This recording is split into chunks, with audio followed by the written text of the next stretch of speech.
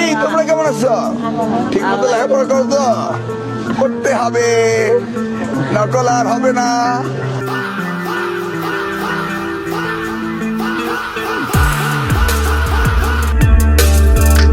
হাজার রকমের নিরাপত্তাকে যেন বৃদ্ধাঙ্গুল দেখিয়ে দিল শিক্ষার্থীরা।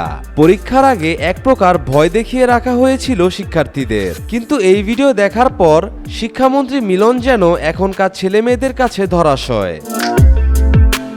ভিডিওতে দেখা যায় ক্লাসের টিচার এবং সিসি ক্যামেরা থাকা সত্ত্বেও বই দেখে দেখে পরীক্ষা দিচ্ছে শিক্ষার্থীরা, আবার অপরদিকে সেটা ফোন দিয়ে ক্যামেরা বন্দিও করা হচ্ছে।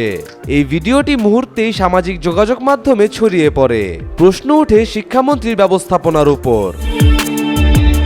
এহসানুল হক মিলন এর আগেরবার যখন শিক্ষামন্ত্রী ছিল তখন পাশের হার কমে গিয়েছিল, তার একমাত্র কারণ ছিল তার শিক্ষা ব্যবস্থা। কিন্তু এখনকার যুগের ছেলেমেয়েরা তার অতি পুরনো কড়া শিক্ষা ব্যবস্থাপনাকে এক প্রকার বৃদ্ধাঙ্গুল দেখিয়ে দিয়েছে। এই ভিডিওটি তারই একটি জ্বলজ্বন্ত উদাহরণ।